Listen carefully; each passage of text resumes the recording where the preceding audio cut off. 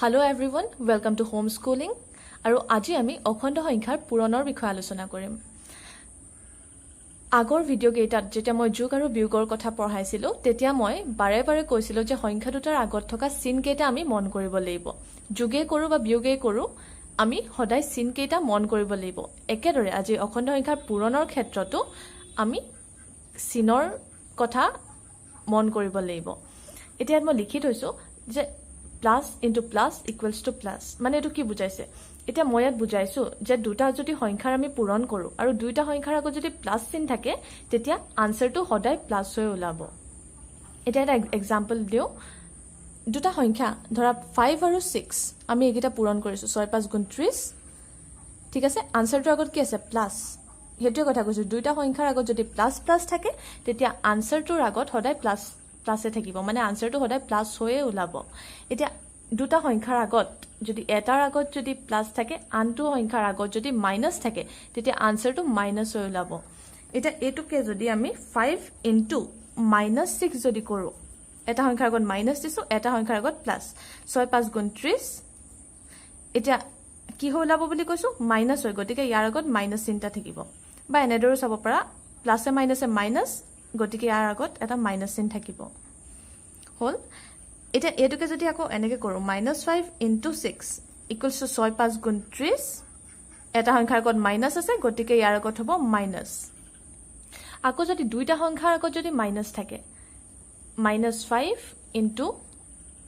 যদি আমি -6 কৰো 6 5 গুণ 30 আৰু কি হৈ ওলাব প্লাস হৈ ওলাব মানে ইয়াৰ আগত প্লাস থাকিব মাইনাসে মাইনাসে প্লাস গতিকে আনসাৰটো সদায় প্লাস হৈ ওলাব। এইটো কথাই কৈছো। এতিয়া আমি অখণ্ড সংখ্যাৰ পূৰণৰ ধৰ্ম কেইটাৰ কথা আলোচনা কৰো। প্ৰথম ধৰ্মটো হৈছে আবদ্ধ ধৰ্ম। তাৰ মানে কি যে দুটা আমি অখণ্ড সংখ্যা যদি পূৰণ কৰো সদায় এটা অখণ্ড সংখ্যাই পাম। এটা তোমালকে উদাহৰণ ইয়াৰ পৰাই ল'ব পাৰা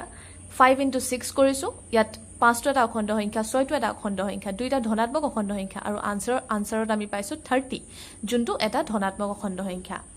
আকৌ এটা যদি ধনাত্মক অখণ্ড সংখ্যা এটা যদি ঋণাত্মক অখণ্ড সংখ্যাও লও আনসাৰত পালো -30 যোনটো এটা ঋণাত্মক অখণ্ড সংখ্যা। তেনেদৰে দুইটা যদি মাইনাস মাইনাসও লও দুটা যদি ঋণাত্মক লও তেতিয়াও এটা অখণ্ড সংখ্যাই পালো। গতিকে অখণ্ড সংখ্যা যেতিয়া আমি পূৰণ কৰো সদায় এটা অখণ্ড সংখ্যাই পাম। গতিকে আমাৰ আবদ্ধ ধৰ্মটো প্ৰমাণিত হল। তাৰ মানে অখণ্ড সংখ্যাই পূৰণৰ ক্ষেত্ৰত আবদ্ধ ধৰ্ম মানি চলে। নেক্সটটো হৈছে যে ক্ৰম বিনিময় ধৰ্ম। তাৰ মানে কি a পূৰণ b ইকুৱেলছ টু b পূৰণ a এটো হ'ব লাগিব যদি হয় আমি কম যে অখণ্ড সংখ্যাই পূৰণৰ ক্ষেত্ৰতো ক্ৰম বিনিময় বিধি মানি চলে। এতিয়া আমি আগৰ দৰে এটা এক্সাম্পল লওঁ এটো ধৰো 3 b টো সাপোজ -2 ঠিক আছে। এতিয়া a পূৰণ b যদি কৰো ইয়াত লেফট হ্যান্ড সাইডত আছে এটো গতিকে লেফট হ্যান্ড সাইডটো যদি আমি কৰো a পূৰণ b কৰিলে কি হ'ব 3 ইনটু -2 3 2 গুণ 6 প্লাসে মাইনাসে কি হ'ব মাইনাস নহয় জানো এটা সংখ্যাৰ আগত যদি মাইনাস থাকে এটাৰ আগত যদি প্লাস থাকে আনসাৰটো মাইনাস হৈ ওলায় তাৰ মানে প্লাসে মাইনাসে মাইনাস আনসাৰটো সদায় মাইনাস হৈ ওলাব।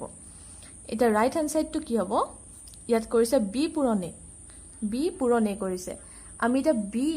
টো কি ধৰিছিলো -2 গতিকে -2 পূৰণ a টো কিমান ধৰিছিলো 3 3 2 গুণ 6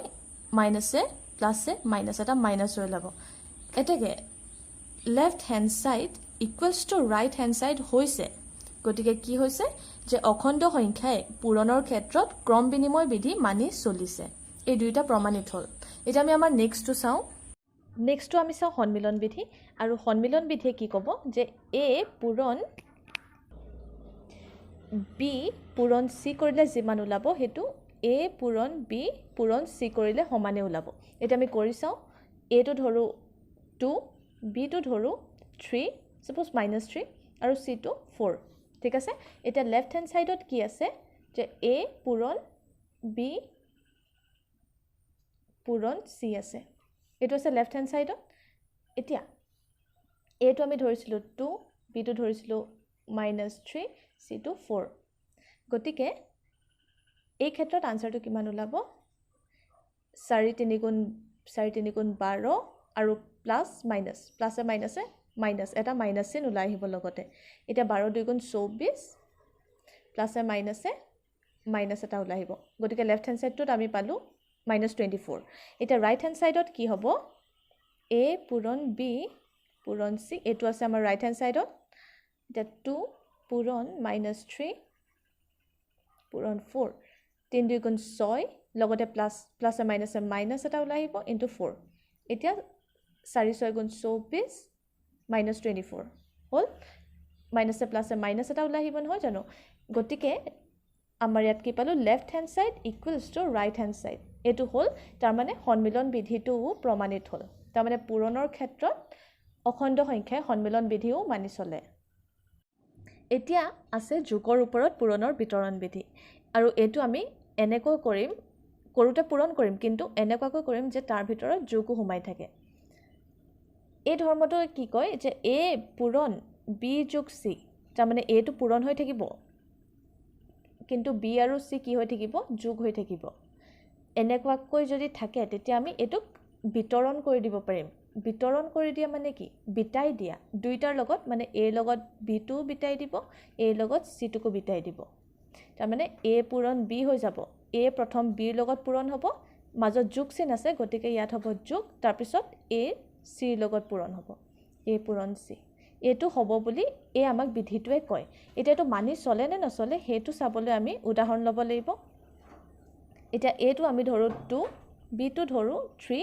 c টো ধৰো 4 ঠিক আছে এতিয়া এটো হৈছে লেফট হ্যান্ড সাইড গতিকে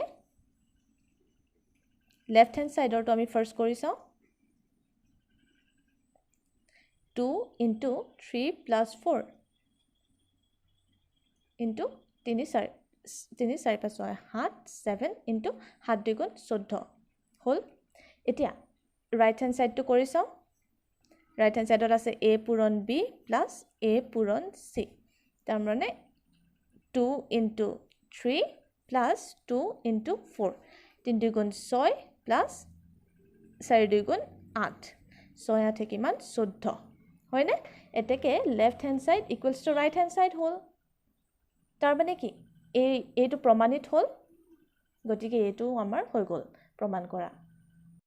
নেক্সট আমাৰ ধৰ্মটো হৈছে গুণাত্মক একক সংখ্যাৰ অস্তিত্ব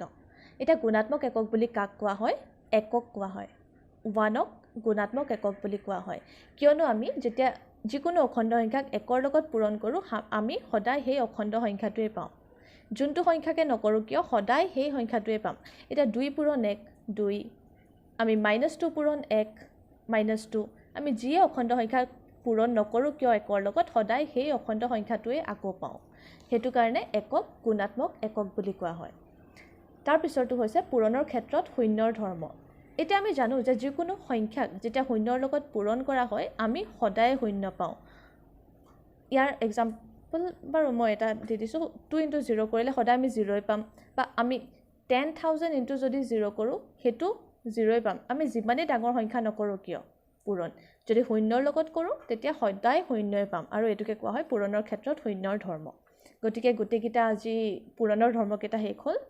আৰু ইয়াতে আমি আমাৰ ভিডিওটো সমাপ্ত কৰিছো Thank you for watching and see you in the next class.